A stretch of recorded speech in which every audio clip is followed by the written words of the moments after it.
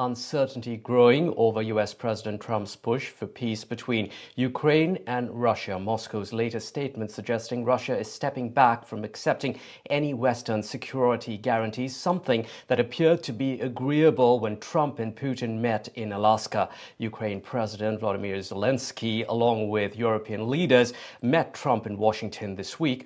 The Europeans and Trump talked about security guarantees for Kyiv, which would involve sending troops into a post-war Ukraine.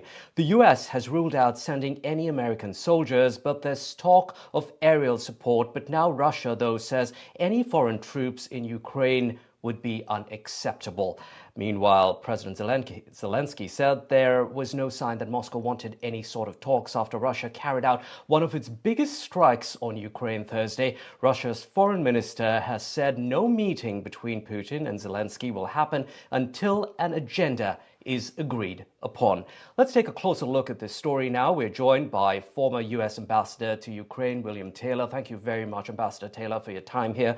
Ambassador Tylor, it's been really a dizzying 7 days. First, the Alaska summit with Putin, then the Europeans meeting with Trump. But looks like things have stalled again because Moscow's massive attack on Ukraine on Thursday. Now, Russia's Foreign Minister Lavrov saying no meeting until an agenda is agreed upon. Where are we at? Back to square one? Well, Allister, first of all, no surprises there coming out of Moscow. All the things you just said. I mean, the continued bombardment, brutal, cruel, barbaric bombardment of Ukraine continues at incredible levels. And you continue to see what we have seen over and over and over from Russia stall. It is very clear that the Russians do not want to end this war. It is very clear they don't want a ceasefire. It's very clear they don't want to end the war with an agreement. It's very clear they don't want to sit down to talk with President Zelensky. It's not even clear they want to sit down and talk with President Trump. They want to stall because the Russians think that they can continue to bombard the Ukrainians until they give up.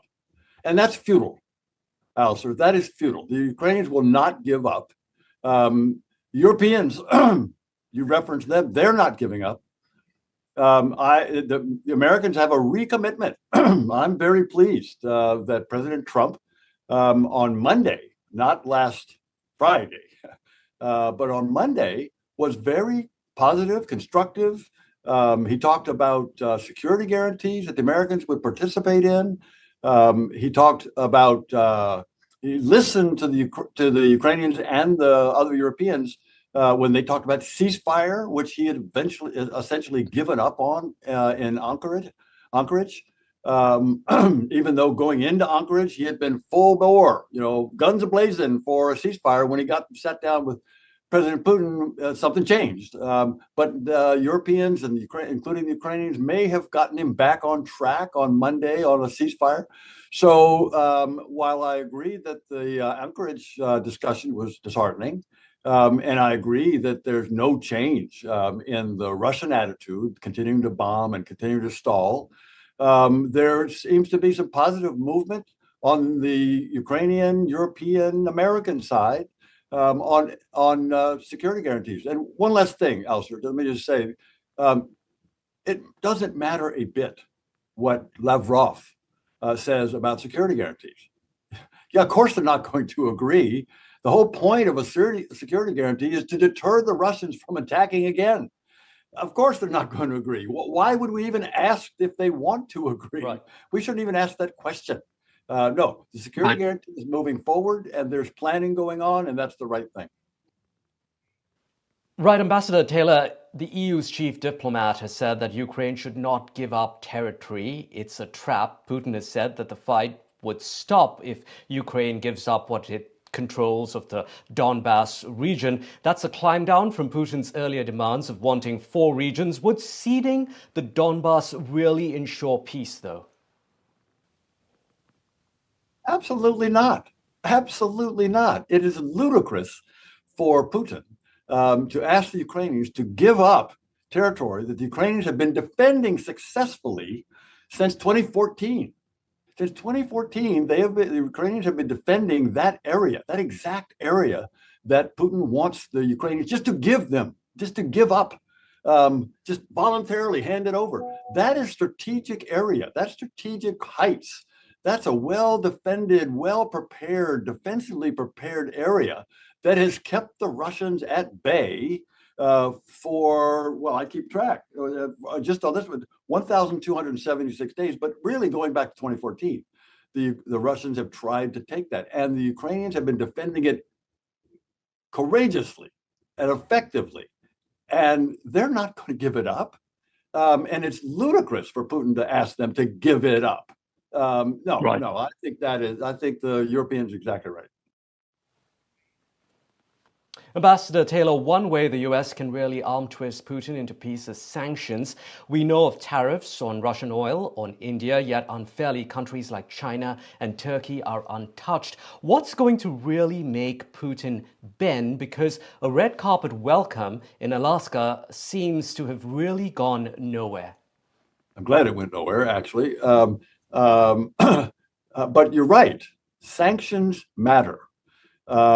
My view is, Allister, that when President Trump put those secondary tariffs on India, on exports of Indian goods to the United States, because India buys so much Russian oil, when that happened, I know it's painful. We can come back and talk about that. And you make the point that it's inconsistent because he didn't do it on other nations. All true. But when Trump did that, Putin spooked. Putin panicked. Putin got very worried that maybe President Trump is serious about putting tariffs on people who buy my oil. And if people like India, like China, the two biggest purchasers of Russian oil, if they don't buy my oil, Putin said to himself, I'm in trouble. I'm in deep trouble. I can't fund my war with Ukraine. I'm in trouble. So, he said, I need to get together with Trump. I need to try to convince him that I'm really a partner for peace, and I'm really willing to have a conversation about ending this war. Because not he was interested in peace or ending the war, no, because he wanted to avoid the secondary tariffs that Trump already showed he's willing to do by putting them on India. So Putin got what he wanted. He got his meeting, got his picture taken. But more importantly to him, he diverted, he delayed further secondary tariffs or other sanctions. I mean, there are other sanctions that Trump has in his pocket that could do the same kind of damage to the Russian economy, in particular oil revenues, that he hasn't done yet, that Trump hasn't put on yet. But he can do that, and Putin knows that. Right. William Taylor, thank you so much for your time here on Washington Watch.